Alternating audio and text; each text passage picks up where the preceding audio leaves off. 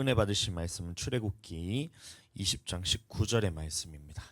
출애굽기 20장 19절의 말씀, 제가 읽어드리겠습니다. 모세에게 이르되 당신이 우리에게 말씀하소서 우리가 들으리이다.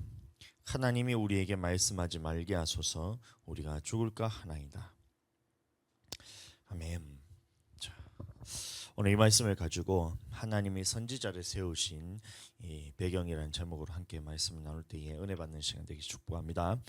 하나님의 말씀은 우리 모두를 살리기 위한 말씀이고 우리에게 복을 주시기 위한 말씀들입니다. 그런데 우리는 이 하나님의 말씀을 들을 때에 축복이나 사랑으로 들리기보다 우리를 억압하는 말씀, 우리를 괴롭히는 말씀, 내 삶의 어떤 부분에 하나님께서 개입하셔서 나를 어떻게 내가 원하는 일들을 하지 못하도록 해서 나의 자유를 빼앗아가는 이런 말씀으로 우리가 들리는 경우가 굉장히 많아요. 용서하라는 말씀도 이 말씀은 하나님이 우리를 사랑하시기 때문에 하시는 말씀입니다. 그래서 우리는 1만 달란트 빚진 자로서 하나님 앞에서 우리의 모든 죄를 탕감받은 자가 우리들인데, 이 사랑과 이 은혜가 얼마나 크면 우리가 갚을 수 없는 이런 사랑을 받고 우리가 갚을 수 없는 그런 은혜를 받은 우리의 죄값을 치러주신 이 예수님의 은혜를 우리는 1만 달란트라고 얘기하고 있는데, 이 1만 달란트를 우리가 탕감받을 수 없는 이 빚을 탕감받은 자가 나가서 100데나리온 빚진 자를 붙들고 다 갚으라 하면서 은혜를 베풀지도 않고 불쌍히 여기지도 않고 그 사람 옥에 가두면 어떻게 되겠냐 이러면서 우리에게 원수 같은 짓을 한다 할지라도 우리는 주님께 용서받은 우리들은 그 사람의 잘못에 대해서 이 100데나리온 빚지는 것처럼 우리의 죄가 훨씬 더 크고 주님 앞에서 우리가 탕감받은 이 죄가 훨씬 더 크기 때문에 다른 사람의 잘못이나 허물들에 대해서는 용서하고 사랑해 주라는 것이 우리 하나님의 말씀입니다.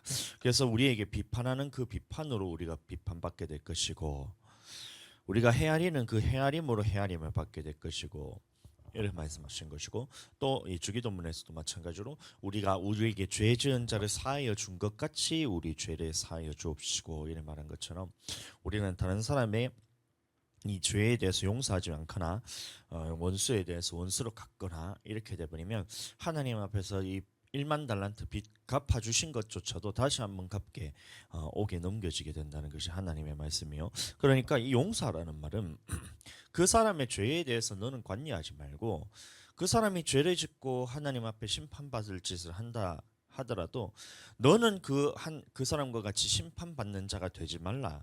하나님이 우리를 구원하시기 위해서, 나를 사랑하셔서 천국으로 데리고 가기 위해서 하나님께서 하신 말씀이란 거예요.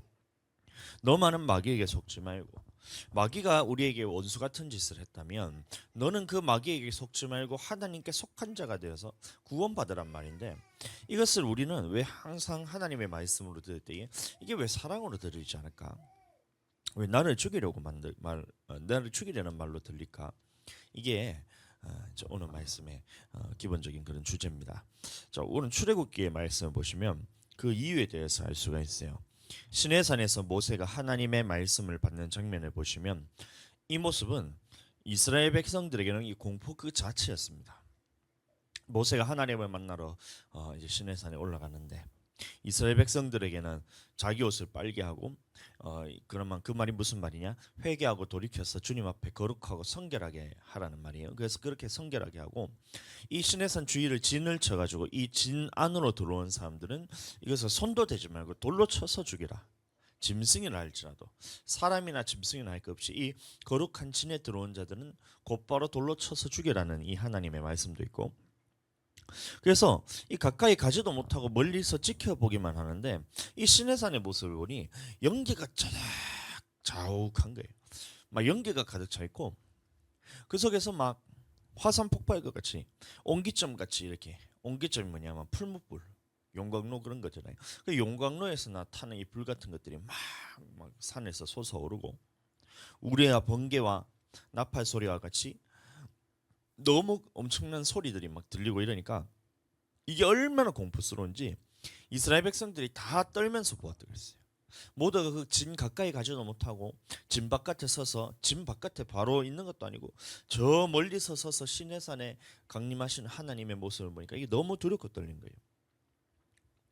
다시 말하면 하나님을 만날 때 하나님이 우리에게 말씀하실 때 우리에게도 이와 같은 똑같은 떨림이 있어야 된다는 거예요. 빌립보서 2장 12절 그러므로 나의 사랑하는 자들아 너희가 나 있을 때뿐 아니라 더욱 나 지금 없을 때에도 항상 복종하여 두렵고 떨림으로 너희 구원을 이루라. 그러니 너희 구원을 이루기 위해서는 하나님의 말씀을 우리가 순종함으로써 나의 영혼을 구원함을 얻는데, 그럼 우리는 하나님의 말씀을 들을 때에 이것을 가볍게 들어서 되는 것이 아니라 두렵고 떨림으로써 내 영혼을 마치 그 옹기점에 불에 던져놓는 것처럼 지옥불에 능히 멸하실 수 있는 이 하나님의 말씀으로서 듣고 두렵고 떨림으로 그 말씀을 받으라는 거예요. 그러니 이 하나님의 말씀은 나를 살리는 말이기도 하지만 나를 사랑하셔서 나에게 복 주시기 위해서 하시는 말씀이긴 하지만 내가 잘하고 있는 것은 우리가 듣고 예를 들어서 어차피 생명 가운데서 우리가 행하고 있는 이런 말씀들은 즐거움과 기쁨 또 혹은 꿀과 송이꿀과 같이 이 말씀들이 달게 느껴지는 그런 말씀이잖아요. 그런데 우리가 만약에 하나님의 말씀에 있어서 내가 잘못하고 있는 것들, 하나님과 내가 지금 다른 부분이 있다는 것을 우리가 하나님의 말씀에 대해서 들었을 때 또 불순종하고 죄에 대해서 내 안에 여전히 자리 잡고 있는 하나님의 말씀들 있잖아요. 어김으로 인해서 자리 잡고 있는 건 죄들이 올라올 때 그런 말씀들을 들을 때는 우리는 이 말씀을 들을 때마다 내 영혼이 떨림이 있어야 돼요. 두렵고 떨림이 있어야 돼요. 내가 계속해서 이런 죄를 계속해서 반복해서 짓고 내가 계속해서 하나님과 다른 부분들이 내게서 발견된다는 것은 내가 이것을 하나님 앞에 심판받을 죄이기 때문에 말씀을 들을 때마다 이것이 두렵고 떨려야 돼요. 두렵고 떨려야 그 다음에 우리는 이것을 고쳐야 되고 고칠 수가 있는 것이고, 이 고칠 수 있는 것이 내 힘에서 나오는 것이 아니기 때문에 주님께 더 매달리게 되고 그게 되는 거예요. 첫 번째, 그래서 하나님의 말씀을 들을 때에 이게 나에게 두렵고 떨림으로 느껴지느냐, 불순종하고 있음에도 이 하나님의 말씀을 듣는데 떨림이 없다는 것은 내 영혼이 이미 죽어 있다는 거예요. 살아있는 사람들은 말을 하면 듣게 됩니다. 그래서 누구든지 살아있다는 것은 말을 할 때 이게 누군가에게 들린다는 거예요. 근데 죽은 사람에게는 아무리 얘기를 해봐야 그 사람은 듣지를 못해요. 물론 예수님이 이제 다비다야 일어나라 이러면 일어나기도 하고 나사로야 나오라 하면 나오기도 하고 죽은 자들에게도 예수님이 말씀하시는 분이긴 하지만, 그러나 우리가 살아있는 사람들에게는 말을 하지만 죽은 사람들에게 우리가 아무리 말을 해봐야 그 사람이 들을 수 있느냐, 들을 수가 없다는 거예요. 그래서 이 하나님의 말씀이 두렵고 떨린다는 것이 바로 내 영혼이 살아있다는 것이고, 이 말씀을 듣는데도 내 영혼이 아무런 반응도 없고 이게 들리지도 않는다, 그 말을 다시 말하면 무슨 말이냐면 내 영혼이 지금 죽어 있다는 거예요. 그래서 이 죽은 영혼은 우리가 살리기 위해서는 하나님의 영으로서 우리가 이제 말을 해야 되고 예수님의 음성으로서 그 말을 해야 되고, 죽어 있는 영혼들이 살아날 수 있도록 이 말씀을 선포해야 되고, 듣는 자들은 그 말씀을 듣고 마치 죽은 자가 다시 깨어나는 것처럼 죽어 있는 영혼이 다시 살아나서 그 잠자고 있던 영혼들이 깨어나서 그 말씀을 들어야 된다는 거예요. 이것이 선지자를 세우신 목적이란 거예요. 하나님이 왜 이 모세와 같은 선지자를 세우셨냐? 우리가 하나님의 말씀을 볼 때에 이것을 두렵고 떨림으로 볼 줄 아는 능력이 우리에게서 나타나지가 않아요. 그래서 하나님의 말씀을 때 이게 성경에 기록된 이 하나님의 말씀들이잖아요. 근데 이 말씀들을 이 성령 없이 보게 된다면 이 말씀들은 전부 다 글자밖에 없는 거예요. 말씀이 아니라. 그렇잖아요. 성령 없이 볼 때는 이게 말씀이 그냥 글자밖에 안 되는 거예요. 근데 오늘날 많은 사람들이 예수님을 믿는다 하면서 이 성경 말씀을 살아있는 말씀으로 보는 것이 아니라 그냥 글자로 보고 내가 머리로서 아는 그 지식으로만 이해를 하고 있는 거예요. 이 말씀은 그렇게 보는 것이 아니라 하나님이 나를 살리기 위해서 성령을 통해서 예수 그리스도의 음성으로 이것을 살아있는 말씀으로 전해서 죽어있는 영혼들이 그 말씀을 들을 때 두렵고 떨림으로써 이것을 받아들일 수 있도록 이렇게 말씀을 우리가 들어야 되는데, 우리가 아무런 채찍질하는 사람도 없고 이것을 징계하는 사람도 없고 이것을 말해줄 때에 이것을 하나님의 말씀처럼 따끔하게 우리에게 말하고 있는 그런 사람이 없다면 우리는 이 말씀을 백날천날 보더라도 그냥 지식적으로만 아는 것이지 내 영혼을 살릴 수 있는 말로 우리가 들리지 않는다는 거예요. 오늘 많은 사람들이 그래요. 큐티 이런 거 저희 교회에서는 안 하잖아요. 왜 그러냐 하면 제가 큐티를 해봤는데 성경적인 지식이 없을 때, 혹은 내가 하나님 앞에서 본능적으로 고치기 싫어하는 것들이 내 안에 자꾸 발견이 돼요. 그러니 하나님의 말씀에는 분명히 내가 이것을 죄악이라 그러고, 내가 이것을 하나님 앞에 계속해서 이 불순종할 때는 내 영혼이 멸망받는다는 것을 뻔히 아는데도, 큐티 마지막에 제가 이제 한번 적용을 해야 되잖아요. 큐티를 어떻게 하면, 그 본문 말씀을 쭉 읽어요. 한 10번 정도 읽고, 그 안에서 무슨 말씀을 하나 메시지를 뽑아서 그냥 주제를 하나 혹은 두 가지를 정해 가지고 그것대로 이제 내가 이 삶에 또 적용을 해야 되는 거예요. 예를 들어서 예수님이 이제 나가지고 병자를 고쳤다, 이렇게 되면 우리는 그것을 성경 전체로 봐야 되는데, 큐티를 하게 되면 그 본문만 가지고 그 메시지를 뽑아내야 되기 때문에 성경 전체와는 전혀 다른 얘기를 자꾸 하게 돼요.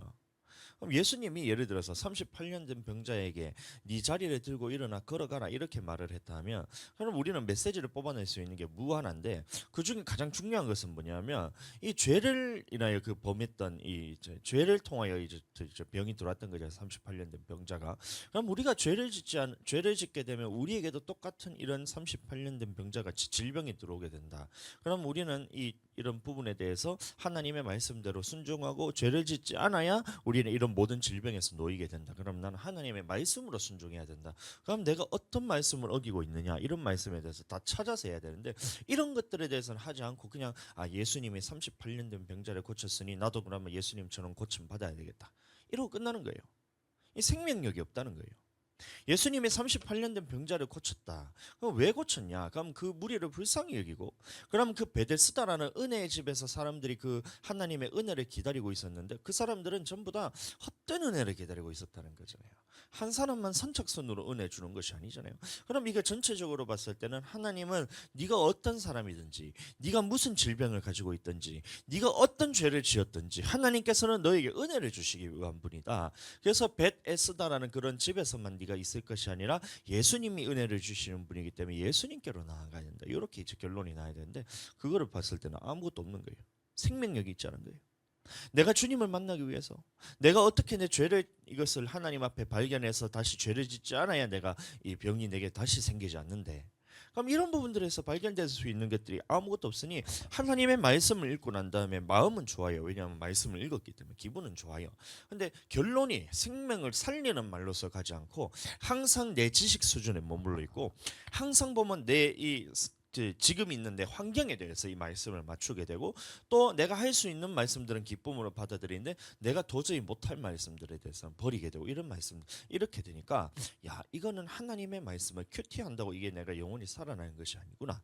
그렇다면 어떻게 해야 되냐? 이 주의 종 선지자를 세운 사람들을 통해서 말씀을 들을 때는 이 말씀에 대해서 내 심령에 대해서 그것이 박히게 되는 것을 내가 여러 번 경험을 했거든요.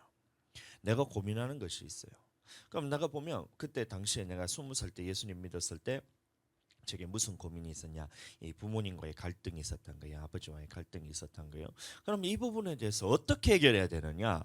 나는 아버지와 나 좀 화해를 하고 사이좋게 잘 지내면 좋겠다. 아버지가 좀 변했으면 좋겠다. 아버지가 나를 좀 그래도 좀 인정하고 존중해주고 이랬으면 좋겠다. 이렇게 하면 되니까 결론이 안 나요. 결론이 안 나요. 여전히 교회 가는 것 때문에 부모님은 나를 힘들게 하고 이러니까 결론이 안 나는 거예요. 부모님에 대해서 말씀을 맞추니까. 똑같이 나의 문제는 뭐냐면 부모님과의 사이가 다시 회복되고 관계가 회복되면 좋겠다, 이건데, 이것을 하나님의 말씀 안에서 내가 이것을 찾지 못하니 내게는 여전히 문제가 있고 내 생명이 살아나지 않더라, 이 말인 거예요. 근데 이 말씀이 언제 내가 깨지게 되냐? 내 부모를 공경하라는 이 말씀은 네가 지금 어떤 부모님이라도, 어떤 부모님은 공경하고 어떤 부모님은 공경하지 말라는 말씀이 아니라, 모든 부모님은 네 부모님이기 때문에 공경해야 돼. 이 말씀 안에 내가 딱 사로잡히니까, 이 말씀이 그 주의 종을 통해서 선포될 때 내가 아멘 하니까 내 영혼이 살아난다는 거예요. 내가 부모님을 공경하지 않으면 어떻게 되냐 말이에요. 네 부모를 공경하라. 이는 약속 있는 첫 계명이니 네가 이 땅에서 잘되고 장수하리라, 이래 했잖아요. 그럼 내가 잘되기 위해서는 부모님 말씀에 순종해야 된다. 그래서 저는 교회에 나가지 마라, 이런 말씀, 그 다음에 하나님의 말씀에 불순종하는 것들, 예를 들어서 술 마시라, 이런 거 있잖아요. 저희 아버지가 저랑 술 마시는 게 소원인가 봐요. 이제 20살 되기 전에는 내가 이제 미성년자니까 술을 못 마셨는데 20살 되고 난 다음에 아버지랑 관계가 별로 안 좋아서 같이 술도 안 마시고 이러다가 20살 말쯤 돼 가지고 이제 이 친구가 갑자기 교회를 나간다 하지만 술은 입에도 안 돼요.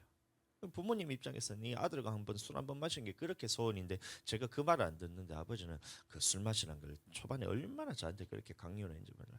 근데 제가 한 입도 안 됐어요. 술을 한 입도 안 됐어요. 저희 부모님이 주는 술을. 아버지가 주는 술도 안 마시냐? 이래. 못 마신다. 이래가지고 한 번도 안 마셨어요. 그런 말씀 빼고는 네 부모를 공경하는 이 모든 말씀에 제가 거의 다 순종을 했어요. 다 순종을 했어요. 제가 봤을 때. 아버지가 이렇게 해라, 어머니가 이렇게 해라 했을 때 제가 한 번도 아니요라 한 적 없이 모든 말씀에 다 제가 순종했어요. 그랬더니만 내 인생이 잘 풀리고 내 영혼이 잘 되고 제가 오래 살 것 같아. 내가 봤을 때. 네 부모를 공경하라. 이는 약속 있는 첫 계명이니 네가 이 땅에서 잘되고 장수하리라 했잖아요. 그러면 이 말씀에 대해서 나의 생명으로서 나의 영혼에 살리는 말씀으로서 우리에게 들리기 위해서는 이 반드시 어떤 주의 종 이 선지자와 같은 역할을 하는 사람을 통해서 하나님의 생명의 말씀을 대언하는 거예요. 그래서 이 말씀이 들릴 때마다 우리는 듣고 이 말씀이 내게 하나님 앞에서 내가 어긋나는 것이 있다면 내 영혼이 떨림이 있어요. 하나님 앞에 두려움이 느껴져야 돼요. 내가 이 죄를 가지고 계속해서 살아가다가는 내 영혼이 주님 앞에 멸망받겠다, 심판받겠다는 것이 분명하게 알아야 되고 이 선지자들은 그것을 분명하게 얘기를 해줘야 돼요. 모세도 그랬고 예수님도 그랬어요.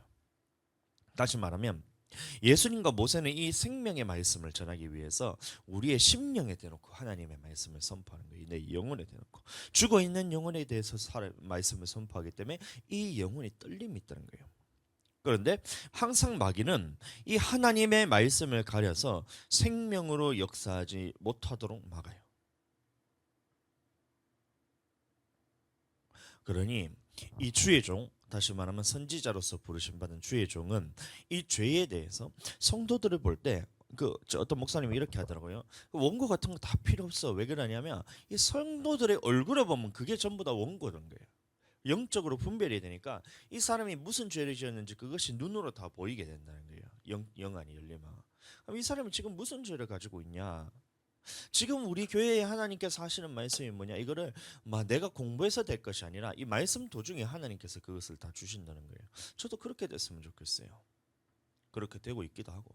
그래서 이런 부분들에 대해서 예를 들어 우리 교회 같은 경우에는 지금 이 제사 자리에 지금 참여하는 그런 사람들이 있잖아요. 그럼 그곳에 갔을 때 얼마나 이 귀신들이 다 묻어가지고 이렇게 오겠냔 말이에요.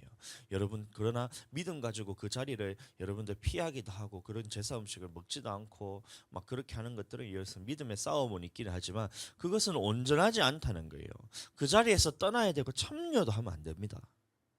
제사 자리는 참여도 했어도 안 돼요. 귀신과 교제하는 자가 되는 것을 원치 않는다 했잖아요. 그럼 그것에 떠나야 되는데, 그렇다는 말은 이 주의 종의 말을 이렇게 하나님의 말씀을 선포했을 때 이 제사 자리에 참여하는 것조차 주님 앞에서는 귀신과 교제하는 거구나, 내가 하면 안 되는 거구나,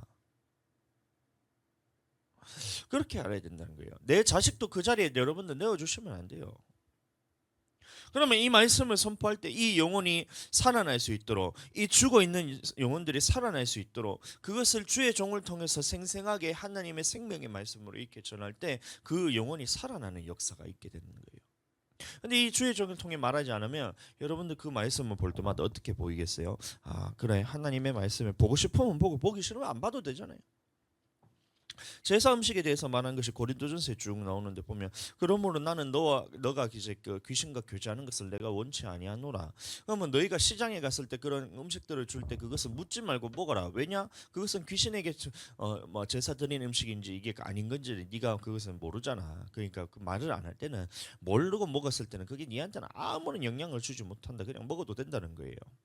근데 이게 제사 음식이라고 말을 하게 된다면 그러면 너와 그 양심을 위해서, 너의 양심과 그 사람을 위해서 먹지 말라잖아요.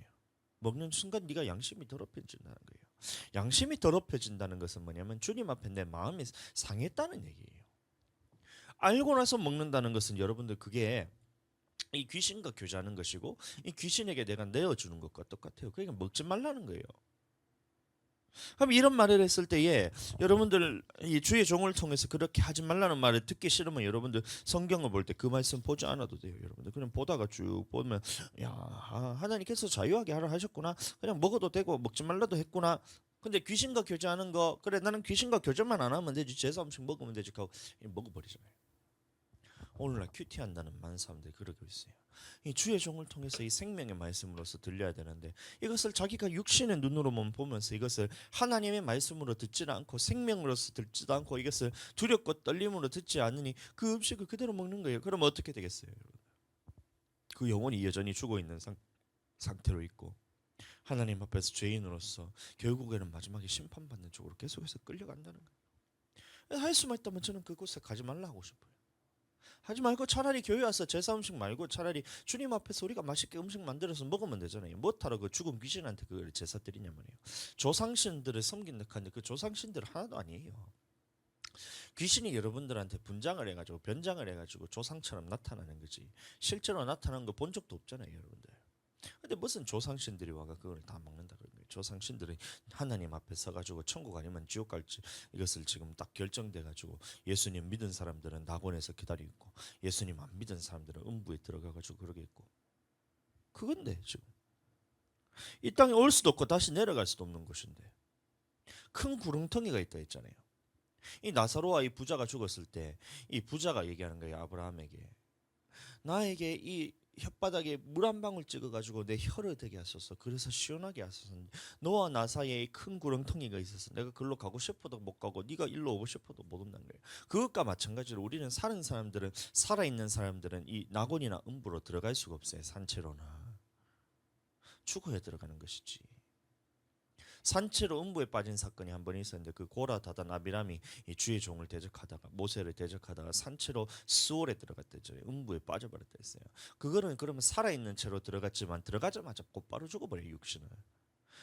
이 구렁텅이가 있어서 네가 오고 싶어도 오지 못하고 내가 가고 싶어도 가지 못하는 곳이 이게 낙원과 음부 영적인 세계인데 도대체 어떻게 귀신이 조상들이 죽어가지고 낙원과 음부에 가 있는데 이 땅에 다시 올 수가 있단 말이에요. 이게 전부 다 이게 가짜인데 그것을 모르니까 이 제사 음식을 드린다 하면서 그걸 누가 다 받냐 하면 귀신은 왔다 갔다 할 수가 있거든요. 귀신은 음부에도 갔다가 귀신은 이곳에도 왔다가 그러거든요. 아직까지 왜냐하면 음부에 임봉이 되지 않았기 때문에 이것이 무적행이 이제 아직까지 그것이 닫히지 않았기 때문에 왔다 갔다 영적인 존재가 이 땅에 살아가면서 공중권세 잡아서 여러분들 미혹하고 있잖아요. 그러니까 이 귀신의 존재는 올 수 있는데 여러분들 죽은 이 사람들은 절대로 이 땅에 다시 올 수가 없는 거예요. 그건 조상신들이 아니란 거예요. 그런데 이 말씀을 전했을 때 생명의 말씀으로 받느냐 말이에요. 그것에 함께하기도 싫은데 저는 예수님 믿고 난 다음에 제사 물론 우리 집안에는 제사를 안 지냈어요. 근데 성묘를 가져가자는 거예요. 성묘를. 성묘가 뭔지 알죠? 무덤이 대머리 깎는 거 있잖아요. 그 잔디 있는 거 머리 깎아준다 하고 뭐 그게 머리를 깎는 거예요. 그냥 잔디를 고생하면서 잔디를 깎는 거지. 집에 있는 잔디랑 깎고 잡초나 뽑지. 뭐하러 그런 산소까지 가가지고 뭐 벌초를 해야 된다 이러고 있냔 말이에요. 죽은 사람은 어차피 그 영혼은 지금 하나님 앞에 서서 있거나 그 육체는 지금 썩어서 다 땅으로 돌아가서 흙이 되었는데 그 뭐하러 흙 위에다가 그런 머리를 깎는다 하고 그러고 있냔 말이에요. 제가 그래서 한 번도 제가 그 성묘를 따라간 적이 없어요. 벌초를 따라간 적이 없어요. 뭘 하는 거예요. 이건 뭐 그 손자잖아요. 제가 할아버지의 손자잖아요. 그래서 저기 뭐냐 할아버지 벌초하러 갈 때 따라가자. 뭐 하냐? 그럼 주일날 꼭 주일날 가요. 그게 희한하게. 왜냐하면 평일에는 일어나니까 주일날 가야 된다는 거예요. 그래서 난 주일날 교회 가야 되기 때문에 나는 벌초하러 못 간다. 성묘를 절대 못 간다 했더니만 얼마나 저를 뭐라는지. 목사님 아들이라는 분들이 극하고 있어요, 여러분들. 왜 그래요? 이 영적인 세계에 대해서 알지 못하고 귀신에 대해서 한다는 것을 인정하기 싫기 때문에 그렇다는 거예요. 그러면 주의 종은 이것을 귀신의 역사다. 네가 그것에서 버리지 않으면 떠나지 않으면 너는 그 귀신과 함께 망하게 된다는 거예요. 분명하게 여러분. 이 죽어져 있는 영혼을 깨워서 살리는 말로 들리도록 해줘야 된다는 거예요. 이게 선지자를 세우신 목적이라는 겁니다. 사도행전 7장 38절 시내산에서 말하던 그 천사와 우리 조상들과 함께 광야 교회에 있었고 또 살아있는 말씀을 받아 우리에게 주던 자가 이 사람이라. 살아있는 말씀을 줬다는 거예요. 모세. 이 우리에게 주었던 자 이 누구냐면 모세거든요. 하나님의 말씀은 살아있는 말씀이란 거예요. 살아있는 말씀인데 이 말씀 듣는 사람이 아무런 반응이 없다? 그 말은 둘 중에 하나예요.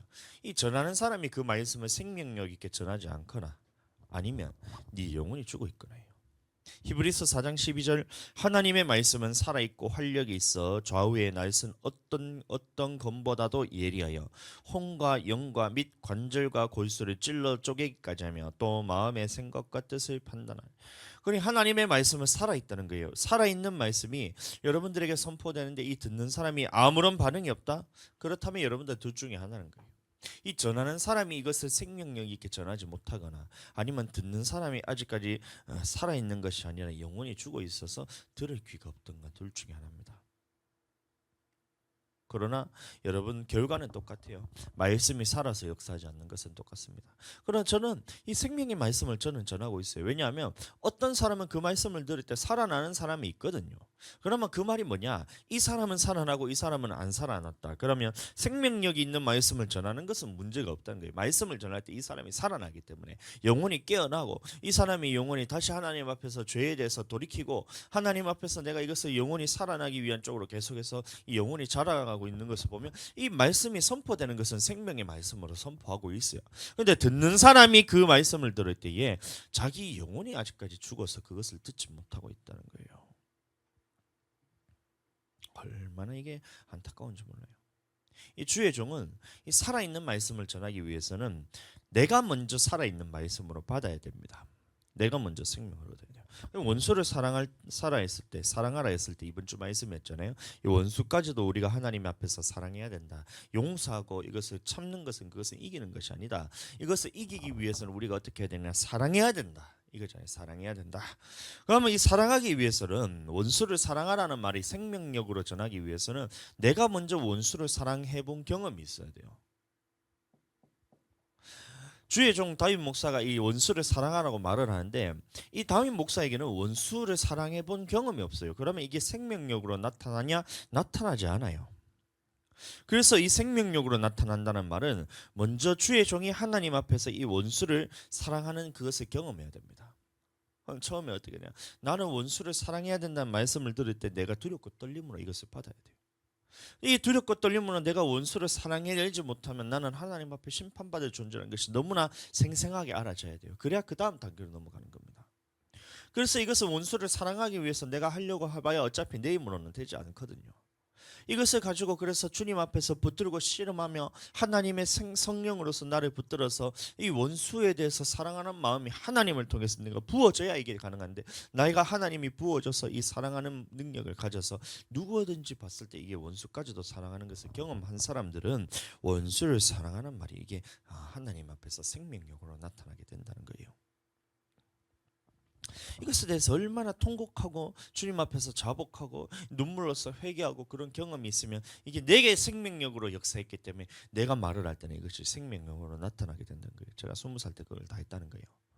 여러분들 원수를 사랑하는 말이 이 내 속에서 성령께서 하시는 말이 되어야 되지 문자적으로 그냥 사람의 생각으로서만 이게 인간적인 마음으로서만 원수를 사랑하라 이렇게 전해서는 안 된 겁니다. 이 처절하고 격렬하게 영적 전쟁을 통해서 원수를 사랑하라는 말은 마귀가 얼마나 이 말씀을 빼앗기 위해서 원수를 사랑하지 못하는 상황을 주고 내 마음을 휘집어 놓고 네 생각을 완전 사로잡아 놓고 어떤 상황에 대해서 자꾸 생각나게 만들어서 미워하게 만들고 용서하지 못하게 만드는 이 마귀가 너를 계속해서 붙들어 간다는 거예요. 그럼 이런 영적 전쟁에 대해서 이겨본 경험이 있어야 이것을 우리가 말씀을 전할 때 그것이 똑같은 이 영적 싸움을 할 수 있는 사람으로 만들 수 있게 되는 거잖아요.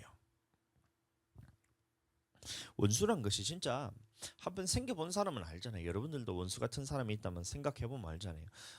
안 보고 있는데도 보기 싫어요. 눈에 안 보이는데도 꼴도 보기 싫은 게 이게 원수잖아요. 막 같은 공간 안에 숨도 같이 쉬기 싫은 사람, 이런 사람이 원수잖아요. 근데 그런 사람을 어느 순간 주님의 사랑이 내게 보여주니까 사랑스럽게 느껴져요. 그러니까 안 미워한다 정도가 아니라 이 사람을 용서한다는 이 정도가 아니라 그냥 이 사람을 그냥 봤는데 그냥 사랑스럽게 느껴지는 거예요. 너무 희한하죠. 하나님의 능력이란 게 진짜 대단합니다. 그리고 이런 하나님의 사랑이 나를 완전히 장악하고 내가 죄인인 것을 깨닫고 나의 허물과 나의 잘못이 훨씬 더 주님 앞에서 크다는 것을 아니, 그 사람에 대해서 딱 봤을 때 원수라 할지라도 그 허물이 보이지 않고 잘못이 보이지가 않는 거예요. 그냥 사랑만 부어지는 거예요. 이게 얼마나 하나님의 큰 역사인지 모릅니다. 그러니 그게 내 안에 있으니 이 말을 전할 때 성도들이 반응이 있어요. 이 원수에 대해서 우리는 사랑해야 된다 할 때 이 성도가 똑같은 이런 아픔을 겪고 있음에도 불구하고 이 생명력으로 역사하니까 이 성도들도 똑같이 이 담임 목사와 똑같이 그것을 아주 영적인 싸움이 일어나면서 이것을 이겨내며 이런 상황에 대해서 완전히 그것에 대해서 잘못으로 인정을 하지도 않고 이걸 잘못을 따지려 하지도 않고 그냥 부어지는 사랑 안에서 그 사람이 사랑스럽게 보이고 불쌍하게 보이고 이렇게 되는 거예요. 야, 이게 생명력이 있다는 거예요. 그리고 이 생명력 있게 하나님의 말씀을 전하는 것, 이 두렵고 떨림으로 받아서 내 영혼을 살릴 수 있는 말씀으로 전하도록 하나님께서 이 선지자를 세우셨다는 것입니다. 문자로서는 아무런 생명력이 없던 이 말씀을 하나님이 생명력이 임할 수 있도록 성령을 받아서 성령으로 전하는 것, 이것이 첫 번째 주의 종을 세우셨던 이 배경이란 거예요. 그래서 이 주의 종은 하나님의 말씀을 하나님의 생명 말씀으로 받아서 이것을 생명으로 전할 수 있는 능력을 갖출 수 있어야 됩니다. 같은 말씀을 전하더라도 어떤 목사님에게는 이게 같은 말씀을 똑같은 본문 말씀인데 이게 생명력으로 나타나는 거예요. 근데 어떤 목사님은 이 말씀을 가지고 그렇게 설명을 하고 막 신학적으로나 논리적으로나 얘기를 하는데 이게 생명력으로 나타나지 않아요. 왜 그래요? 자기가 먼저 생명으로 받지 않아서 그렇다는 겁니다. 그래서 여러분들은 저를 위해서 기도할 때 이 담임 목사님이 하나님의 말씀만을 전하는 것도 물론 기도해야 되지만 이 말씀을 전할 때 이 말씀이 생명력으로 나타날 수 있도록 전할 수 있도록 여러분들도 이 저를 위해서 계속해서 전해줘야 됩니다. 기도해 줘야 됩니다. 아시겠죠? 그렇게 되길 축복합니다. 자, 이것은 첫 번째 하나님의 선지자를 세우신 이 배경인데 두 번째 이 주의 종을 세우신 배경, 선지자를 세우신 배경은 이 불같은 말씀을 하나님의 사랑으로 전할 수가 있어야 돼요. 이 백성들은 이 하나님의 말씀을 들을 때에 이 하나님이 말씀하시는 장면을 볼 때 이게 두려움으로 들리게 된다는 거예요. 두려움으로 듣기 때문에 이 하늘에서 불과 같은 것이 뭐 연기가 자욱하고 번개가 치고 우레가 내리고 그다음에 나팔 소리 같은 그런 소리가 들리면서 하나님의 말씀을 들을 때 모든 사람들은 이거 두렵고 떨림으로 받아야 된다 했잖아요. 근데 이 두려움고 떨림으로 받아야 되는데 하나님의 생명의 말씀을 두려운 것이란 거예요. 신명기 5장 4절 5절 여호와께서 산 위 불 가운데에서 너희와 대면하여 말씀하시매 그때에 너희가 불을 두려워하여 산에 오르지 못함으로 이렇게 말하고 있던 거예요. 그럼 하나님의 말씀은 두렵고 이 불과 같은 곳에서 말씀하시는 것 같고 나를 다 태워버릴 것 같은 이런 심판의 불과 같은 그런 모습으로 우리에게 나타나시고 해서 우리는 주님의 말씀을 직접 들으면 죽을 것 같고 이렇게 우리가 느껴진다는 거예요. 이게 이 성도들이 영혼이 살아난다는 증거예요. 그런데 이 모습을 봤을 때 주님 앞에 이 말씀을 내가 직접 들으면 내가 어떻게 되냐? 내가 죽을 것 같다는 거예요. 그래서 이스라엘 백성들이 모세에게 부탁하기를 하나님이 직접 말씀하게 하지 마시고 모세 당신이 대신해서 우리에게 말씀하소서 이렇게 부탁을 하는 거예요. 출애굽기 20장 18절 19절 뭇 백성이 우레와 번개와 나팔 소리와 산의 연기를 본지라 그들이 볼 때에 떨며 멀리 서서 모세에게 이르되 당신이 우리에게 말씀하소서 우리가 들으리이다. 하나님이 우리에게 말씀하시지 말게 하소서 우리가 죽을까 하나이다. 이래 말하고 있어요. 물론 하나님의 말씀을 들을 때 우리는 두렵고 떨림으로 받아야 돼요. 그런데 중요한 것은 이 두렵고 떨리는 말씀을 두렵고 떨리게 전하면서도 하나님의 말씀을 사랑으로 전해야 돼요. 백성들이 들을 때에 이 하나님의 말씀이 두렵고 떨림으로 받아야 되고 두렵고 떨림으로 내 영혼이 멸망받을 만한 그 정도의 생명력 있는 말씀으로 받아야 되지만 이 말씀을 들을 때 하나님의 사랑으로 느껴져야 돼요. 이게 어려운 거예요. 되게 모순적이잖아요. 한쪽에서는 이 두렵고 떨림으로 내 영혼이 심판받고 내가 지금 멸망받을 말씀으로, 이게 내가 순종하지 못하면 내가 이거를 멸망받을 만큼 두렵고 떨림으로 우리가 말씀을 들어야 되는데, 다른 한편으로서는 이 하나님의 두렵고 떨리는 말씀, 이 말씀이 사랑으로 들려야 된다는 거예요. 야, 이 모순적인 일을 하는 것이 주의 종이란 거예요. 이게 어려운 거예요. 불순종하면 여러분들 지옥 간다는 말씀, 그래서 두렵고 떨리도록 그렇게 만들면서도 하나님의 사랑으로 들리게 하는 거, 이게 보통 일이 아니에요. 여러분들, 이게 사람의 힘으로서는 불가능한 거예요. 안 그러겠어요?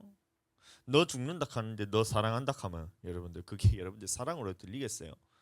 너 이러면 죽어, 너 이러다 우리 다 죽어, 이렇게 하는데 여러분들 그 말씀이 사랑으로 들리겠냔 말이에요. 애들도 그렇잖아요. 애들한테 저희가 막 혼내잖아요. 그럼 왜 혼내냐면 네 고집 부리는 것 때문에 혼낸다는 거예요. 부모님의 말씀에 대해서 불순종하는 것은, 그것은 차치하고더라도 여러분들 그 말씀에 대해서 대적하고 고집 부리면서 부모를 꺾으려고 이런 질서를 파괴하는, 이것은 이 아이들이 해서는 안 될 일이잖아요. 내 부모를 공경하라 했지 공격하라 한 적이 없잖아요. 그럼 이것을 꺾어서 어떻게든 다시 살리기 위해서 하는 말씀은 이 아이들에게 따끔하게 얘기해 줘야 돼. 네 그렇게 하면 안 돼. 그래서 따끔하게 매를 대기도 하고 이것을 혼내기도 하고 하는데, 이것을 사랑으로 해줘야 된대요. 사랑으로. 아, 진짜 이거 어떻게 해야 되는지 모르겠다. 그렇지 않나요, 여러분들? 자식을 때릴 때 여러분들 미움으로 해요? 미움으로 자식 때리는 사람은 잘 없어요. 가끔 있긴 한데. 사랑으로 매를 하고 혼내기를 하는데, 이게 아이들한테 들릴 때 그게 사랑으로 들리도록 여러분들 그렇게 초달을 하고 해야 된다는 거예요. 이게 얼마나 어려운 건지 몰라요. 마찬가지로 주의 종이 성도들에게 말씀을 전할 때도 이건 생명력 있는 말씀으로서, 두렵고 떨리는 말씀으로서, 이 영혼에 대해서 완전히 혼과 영과 관절과 권수까지도 찔러 쪼개서 이 영혼에 완전히 박살내는 말씀으로서 전해야 되는데, 두렵고 떨림으로. 근데 이거를 사랑으로 전해야 된대요. 이 보통 일이 아니에요. 이게 사람 힘으로서는 불가능하다는 거예요. 그래서 주의 종은 항상 성령으로 충만해서 이 두렵고 떨리는 말씀을 선포할 때, 하나님의 생명의 말씀을 선포할 때에 이게 사랑으로 느끼도록 전해야 된다는 거예요. 모세가 그랬다는 거예요. 신명기 5장 5절, 그때에 너희가 불을 두려워하여 산에 오르지 못하므로 내가 여호와 너희 중간에 서서 여호와의 말씀을 너희에게 전하였노라. 그래서 이 백성들과 하나님 사이 가운데 딱 서서 이 주의 종이 하는 말, 이 역할이 뭐냐면, 하나님의 말씀을, 그 두렵고 떨리는 불과 같은 하나님의 말씀을 백성에게 전하는데, 이 불과 같은 말씀을 전하는데 백성들에게 사랑으로 느끼도록 이렇게 전했던 것이 이 모세였다는 거예요. 반대로 백성들이 원망하고 불평하고 하나님 앞을 대적했던 것을 모세가 그대로 다 들어요. 근데 이것을 그대로 대적하는 말씀으로 하나님께 올려줘 버리면 어떻게 되겠어요? 하나님이 진노하셔서 다 백성들을 멸하여 버리잖아요. 그래서 이 말씀을 듣고 이 모세는 어떻게 했냐면, 하나님께 말씀드릴 때는 주님 사랑하는 백성이지 않습니까? 가운데서 중재를 합니다. 중보를 합니다.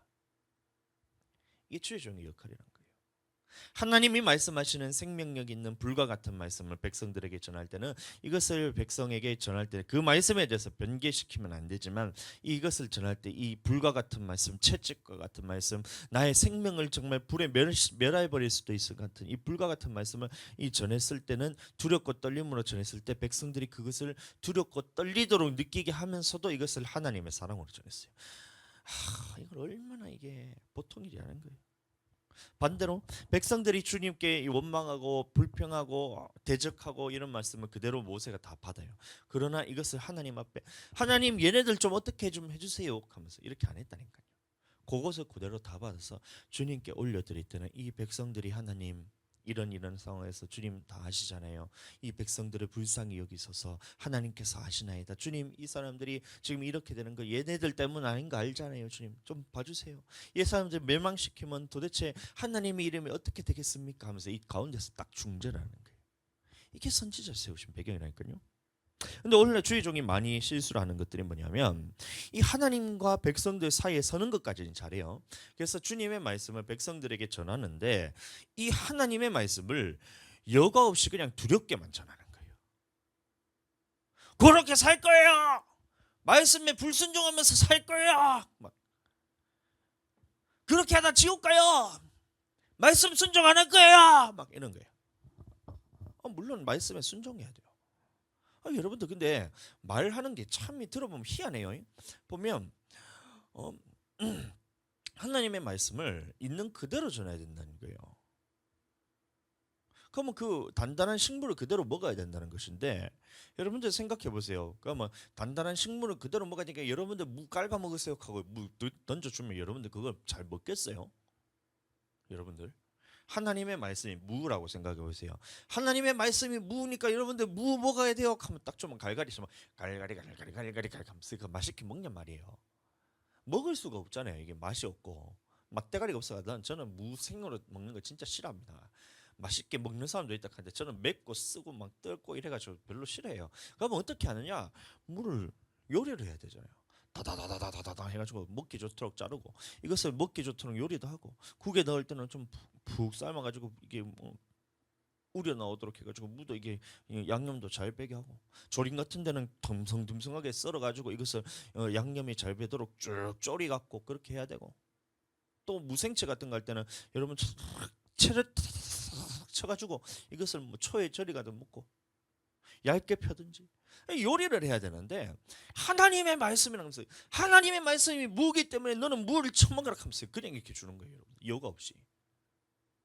그 성도들이 먹고 난 다음에 이게 맛이 있냔 말이에요. 무를 먹이라는 거예요. 하나님의 말씀이 무를 먹이라는 게. 근데 무를 먹이기 위해서는 이 주의 종이 해야 되는 것은 뭐냐면 맛있게 요리를 해야 돼요. 요리를 타타타타타타 이렇게 해가지고 쭉 이렇게 요리를 해야 돼. 그래야 이 성도들이 먹을 수가 있는데, 하나님의 말씀이 생명 말씀이니 두렵고 떨림으로 받으라 했잖아요. 에라이 처먹으라 하면서 물을 뜩 주면 이 받는 성도들의 입장에서 이게 도저히 먹을 만한 음식이 아닌 거예요. 오늘날 주의 종들이 그렇게 하고 있다는 거예요. 하나님이 주의 종들의 세우신 배경이 하나님의 백성들과 하나님 사이에 있어서 하나님의 말씀을 여과 없이 순전한 말씀으로 전해야 되는 것은 맞아요. 근데 이것을 여과 없이 두렵게만 전하는 거예요. 두렵게만. 이 두렵게만 전할 것 같으면 뭐하러 하나님께서 너를 세우셨냔 말이에요. 그냥 하나님이 나타나셔서 직접 그 백성들에게 말씀하시면 그거보다 더 생생하게 전하는 말씀이 어디 있어요. 근데 너를 지금 세우신 배경은 하나님의 말씀을 내가 직접 듣기에 너무 두려우니 주님 이 선지자를 세워서 이 말씀을, 하나님 내가 그 말씀을 듣고 죽지 않도록 선지자를 세워서 이 모세를 통해서 듣게 해달라는 말이잖아요. 그 말에 더하거나 빼라는 말이 아니에요.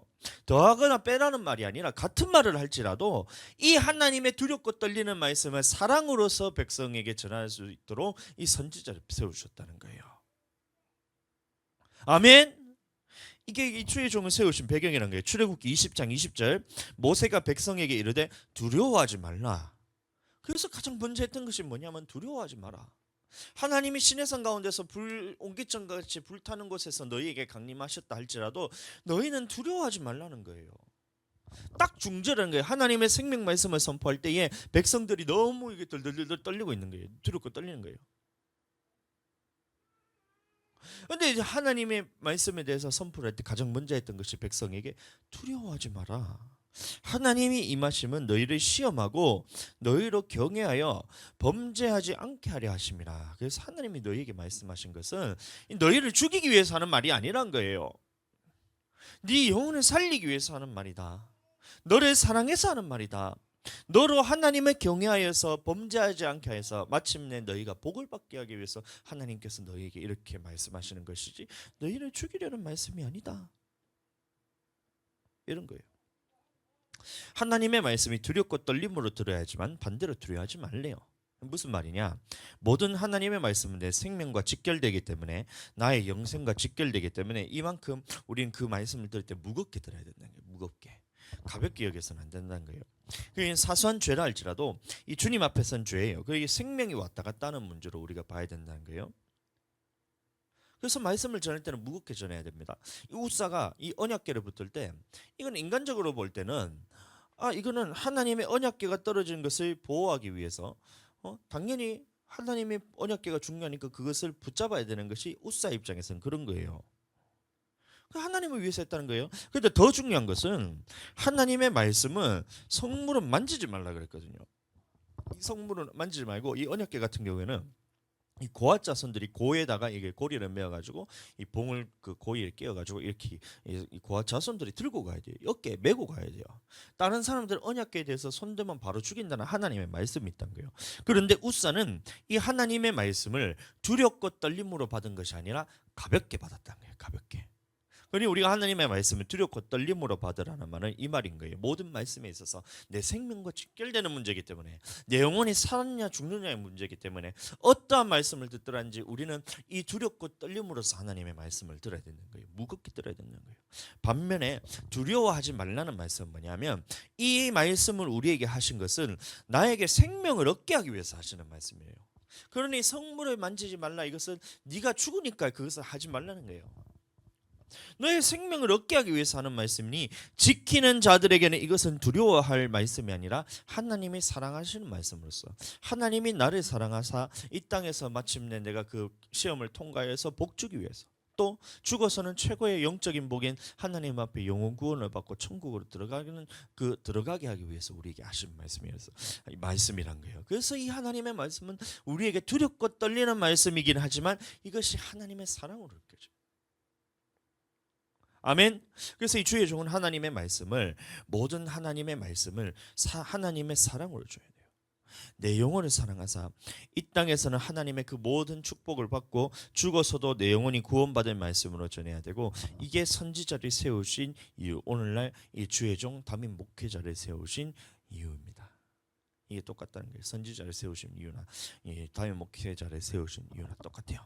그래서 주의 종은 말씀을 전할 때 이것을 두렵게만 전했어도 안 돼요. 너 회개 안 하면 지옥 가 하면 그 말 들을 때 얼마나 이제 사람들이 두렵고 떨리겠어요. 하나님은 그렇게 두렵고 떨림으로만 전하게 된다면 이 백성들은 하나님에 대해 오해를 하게 돼요. 하나님은 악한 왕이구나. 나를 조그마한 이게 잘못만 있더라도 나를 벌하시는 분이구나. 하나님께서는 왕이시고 나는 악한 왕이시고 나는 노예처럼 부림받는 그런 사람이구나. 이렇게 사람들이 이제 하나님을 이제 알게 되잖아요. 그러면 안 된다는 거예요. 반대로 또 하나님의 사랑만 강조해서 하나님의 말씀을 가볍게 전해서도 안 되는 거예요.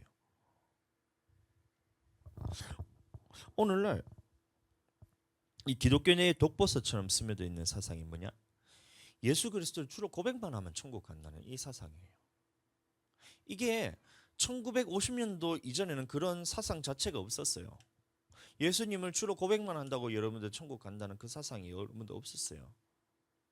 오직 믿음, 오직 예수, 오직 말씀이랬잖아요. 그 말씀 순종하는 것도 이 루터가 그렇게 얘기했었잖아요. 그러면 1950년대까지는 여러분들 이런 사상 자체가 없었는데, 오늘날 우리나라 기독교 혹은 전 세계 기독교에 이 퍼져 있는 독버섯처럼 숨어 있는 사상이 뭐냐면, 예수를 주로 고백만 하면 모두 천국 간다는 거예요. 성경 어디 찾아봐도 그런 말씀은 없는데.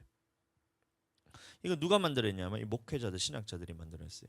그러니까 성도들이 어떻게 되냐? 하나님의 말씀에 있어서 가볍게 여기기 시작해요. 두렵고 떨림으로 받질 않아요. 이미 구원을 받았고 나는 하나님의 택하신 백성으로서, 자녀로서 천국은 보장되어 있기 때문에 주님이 하신 말씀을 더 이상 무겁게 느끼지 않아요. 두렵고 떨림으로 받지 않아요.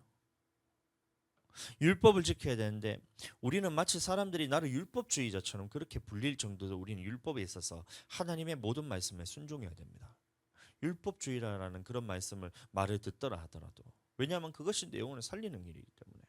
근데 그 율법주의자가 아니라 하나님의 말씀에 순종하는 순종주의자잖아요. 지들이 저것끼리 만들어낸 율법을 지키고 있잖아요. 예수님 믿음 주로 고백만 하면 천국 간다는 그 율법을 만들어 놓고 저거가 그 율법을 지키는 율법주의자면서, 여러분들, 여호와의 모든 입에서 나오는 말씀으로 살아야 되는 것이 하나님의 말씀인 거예요. 신명기 8장 3절, 너를 낮추시며 너를 줄이게 하시며 또 너도 알지 못하며 네 조상들도 알지 못하던 만나를 네게 먹이신 것은 사람이 떡으로만 사는 것이 아니요 여호와의 입에서 나오는 모든 말씀으로 사는 줄을 네가 알게 하려 하심이니라. 그러니까 말씀에 이렇잖아요. 여호와의 입에서 나오는 말씀들 중에서 어떤 말씀으로서는 네가 살아도 되는데 어떤 말씀은 안 살아도 된다, 이런 말씀이 없잖아요. 여호와의 입에서 나오는 모든 말씀으로 살아야 된다. 이게 하나님의 말씀이에요. 근데 이게 얼마나 생생하게 느껴지냐 하는 거예요, 여러분들. 왜 생생하게 느껴지지 않냐? 여러분들에게 이런 잘못된 사상들로서 다 자리 잡고 있기 때문에 여러분들 하나님의 말씀이 두렵게 느껴지지 않는다는 거예요. 가볍게 느껴진다는 거예요. 롯의 누구냐 사위들이 있었잖아요. 이 소돔 땅이 지금 멸망받을 것입니다. 오늘 밤에 하나님께서 불과 유황불을 내려서 이 소돔 땅이 오늘 멸망받을 것입니다 하는데 롯의 사위들이 이것을 농담으로 여겨요. 오늘날 하나님께서 이 세상을 멸망시키기로 작정하셨습니다. 우리는 이 큰 성 바벨론을 떠나서 하나님의 나라로 들어가서 말씀으로 들어가고 교회로 들어가고 하나님의 성전으로 들어가고 교회 중심, 말씀 중심, 기도 중심으로 우리가 살아야 됩니다. 얘기를 해요. 이것을 듣는 사람이 농담으로 여겨요. 교회를 떠나면 안 돼요. 매일매일 우리는 교회에 나와야 돼요. 날마다 모이기를 피하는 어떤 사람들의 습관과 같이 하지 말고 그때가 가까움을 볼수록 더욱더 그리하자. 그래서 사도행전에 보시면 날마다 성전에 모이기를 힘썼다고 했잖아요. 그것처럼 날마다 성전에 모이기를 힘써야 됩니다. 예수님이 주님의 재림의 때가 가까우면 가까울수록 우리는 더 주님의 성전에 모여서 살아야 됩니다. 성전 중심으로 살아야 됩니다. 얘기를 해요. 이게 내 영혼이 살 길이라니까요. 두렵고 떨림으로 받아야 되는 말씀이라니까요. 나의 생명과 직결되는 문제로 받아야 돼요. 내 영혼이 살아나는 문제로 받아야 돼요. 근데 이렇게 말씀을 선포하는데 듣는 사람이 이것은 농담으로 여겨요. 어떻게 교회에서만 살 수 있냐? 목사님이니까 교회에서 사는 게 되지. 성도가 어떻게 교회에서 살 수가 있냐? 집에 가서 집도 해야 되고 정리도 해야 되고 빨래도 해야 되고 청소도 해야 되고 밥도 먹여야 되고 남편 챙겨줘야 되고 출근도 해야 되고 뭐도 해야 되고 그래서 성전 중심으로 안 살 거냔 말이에요. 말씀을 왜 그것을 생명으로 듣지 않고 귀퉁으로 듣고 그것을 농담으로 여기면서 그렇게 듣냔 말이에요. 이 주의 종의 말씀을 전할 때는 이거는 생명력 있게 전하는데요.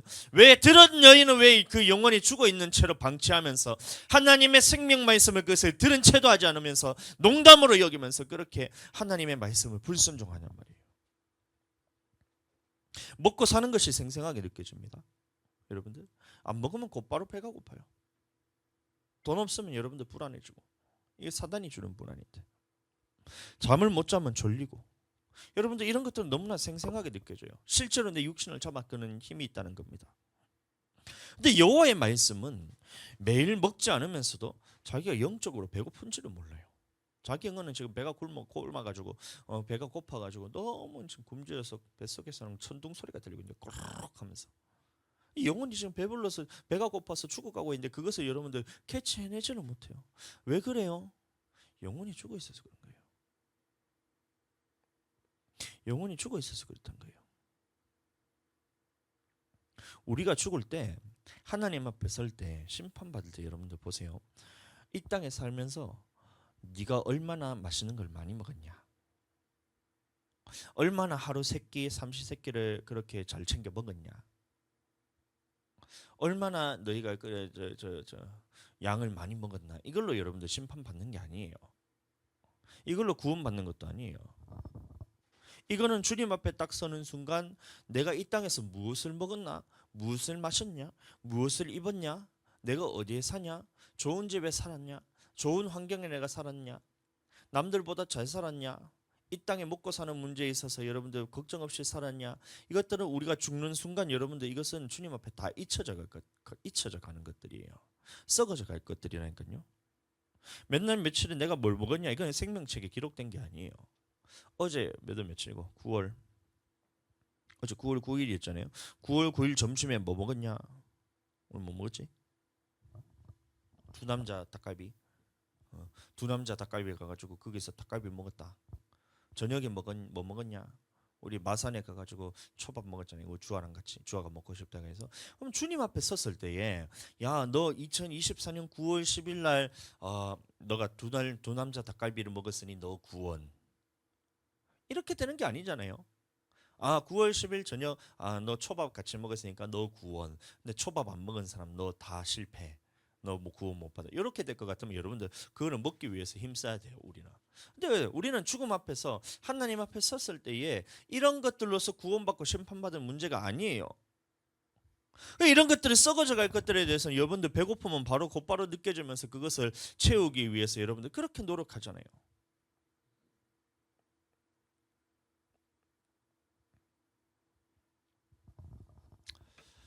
우리가 봐야 될 게 뭐냔 말이에요. 영생에 있는 가치를 보면서 내가 주님 앞에 했던 모든 선한 일들, 내가 주님 앞에서 순종했던 이 순종했던 행위들, 하나님 앞에서 내가 성도들의 옳은 행실로서 주님의 말씀에 복종했던 것들, 내가 주님 앞에 충성하고 헌신하고 교회를 세웠던 것들, 회개하고 기도하고 말씀 받던 이런 것들은 주님 앞에 생명책이 영원토록 기록되어서 내 천국의 상급이 되는 거란 말이에요. 그런데 하나님 나라의 영원한 가치를 두고서 여러분들 그것은 내팽개쳐놓고 내가 먹고 살기 위해서 이 땅에 살아가면 아둥바둥했다고 여러분들 그렇게 평생을 그렇게 살다가 주님 앞에 딱 서는 순간 주님이 너를 봤을 때 도대체 뭐라 얘기하냔 말이에요. 네가 나를 위해서 했는 것이 뭐냐. 생명책을 한번 펴보자. 딱 펼쳤는데 기록된 게 하나도 없어요. 평일날 나가서 기도하라는데 기도 안 해. 말씀 보라는데 말씀을 먹지를 않아. 주님의 말씀에 순종하라는데 순종하는 행위가 없어. 성도들의 옳은 행실로 나타나라는데 악한 마귀에게 사로잡혀가지고 마귀가 하는 행실대로 살아. 근데 도대체 어떻게 네가 천국 가겠다는 말이에요. 여러분들 무엇이 중요한지, 여러분들 무엇이 중요한 말이에요. 내게 중요한 것은 내 영혼이 사는 가치에 대해서 내가 투자하는 것이 중요한 게 아니냔 말이에요.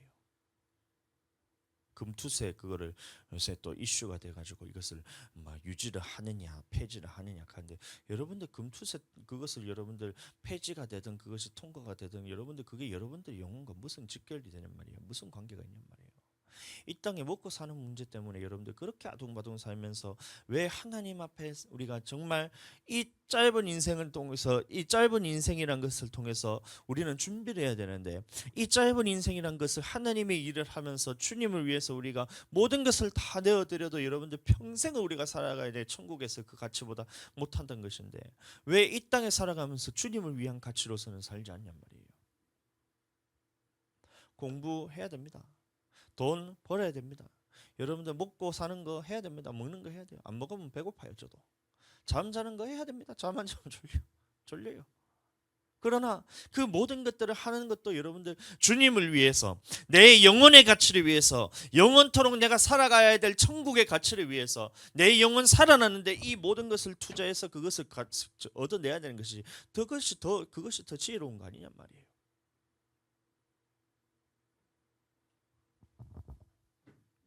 매일매일 말씀으로 먹고 매일매일 기도로 충만하고 매일매일 성령 충만하고 매일매일 주를 위해 헌신하고 매일매일 주님의 사랑에 매여서 사는 것이 우리가 먹고 사는 문제보다 훨씬 더 가치 있다.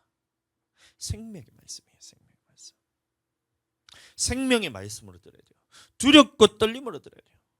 내가 그렇게 주님을 위해서 매일매일 살지 않으면 나는 또 내 육신을 끌어가는 대로 마귀가 나를 이끌어가는 대로 그렇게 살다가 멸망받을 수밖에 없는데 내가 주님을 위해서 살아야 되는 것이 여러분들 생명을 살리는 말이잖아요. 두렵고 떨림으로 들어야 될 말이라니까요. 왜 이 말을 듣는데 왜 영혼이 두렵고 떨리지가 않냔 말이에요. 매일 주를 위해서 우리가 살아야 된다. 쉬지 않고 우리는 주님을 위해서 살아야 된다. 매 순간순간 주님을 위해 살아야 된다. 나의 영혼을 살리기 위한 말씀으로 여러분들 선포하고 있는데 왜 내 영혼은 그것이 반응이 없냔 말이에요. 왜 영혼이 죽어서 그것이 깨어나지 못하냔 말이에요.